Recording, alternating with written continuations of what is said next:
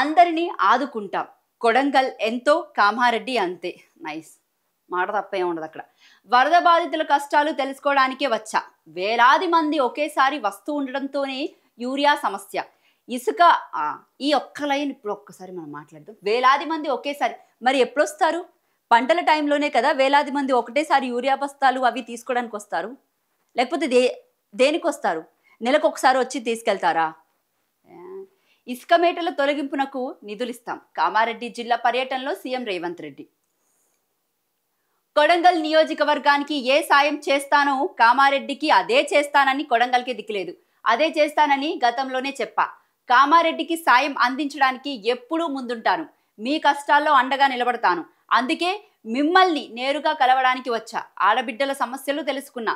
వాటన్నిటినీ పరిష్కరించి ప్రభుత్వం అండగా ఉంటుంది. ధైర్యంగా ఉండండి అని వరద బాధితులకు ముఖ్యమంత్రి రేవంత్ రెడ్డి భరోసా ఇచ్చారు. రైతులను ఆదుకుంటామని హామీ ఇచ్చారు. ఇటీవలే భారీ వర్షాలతో అతలాకుతలమైన కామారెడ్డి జిల్లాలో సీఎం గురువారం పర్యటించారు. సీఎం రేవంత్ రెడ్డి తొలుత కామారెడ్డి జిల్లాలోని వరద ప్రభావిత ప్రాంతాలను హెలికాప్టర్లో పరిశీలించారు. 100 ఏళ్లలో ఇంత వర్షం ఎప్పుడు పడలేదు. వరదల విషయం తెలియగానే మంత్రులతో చర్చించి కామారెడ్డికి రావాలని ప్రయత్నించాను. వాతావరణ పరిస్థితులు అనుకూలించలేదు. పాపం భయం అనుకుంటా. మెదక్ వెళ్లి అక్కడి నుంచి కామారెడ్డి కలెక్టరేట్తో మాట్లాడాను. వర్షాలు వరదలతో సంభవించిన నష్టానికి తాత్కాలిక మరమ్మతులు సరిపోవు. అందుకే ప్రత్యక్షంగా చూడడానికి వచ్చాను. పొలాల్లోని ఇసుక మేటలను తొలగించేందుకు కూడా ప్రత్యేకంగా నిధులిచ్చి వ్యవసాయ యోగ్యాన్ని చేసుకునేలాగా సహకరిస్తాం. రైట్. కొడంగల్కి ఏం చేశారని కామారెడ్డికి చేయడానికి?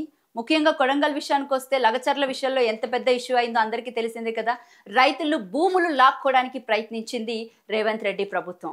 ఏ మేర వాళ్ళంతా కూడా ఎన్ని కష్టాలు పడి గిరిజనులంతా ఈ లంబాడీస్ అంతా కూడా పాపం వాళ్ళు అర్ధరాత్రి ఇళ్ల మీదకి వెళ్ళి దాడులు చేసి ఆడవాళ్లను ఎంత దారుణంగా చేశారో అందరికీ తెలిసిందే. ముఖ్యంగా ఎవరన్నా అడ్డొస్తే వాళ్ళందరి మీద అక్రమ కేసులు పెట్టి సంగారెడ్డి జైలుకి పంపించినటువంటి అంశం కూడా కనిపించింది.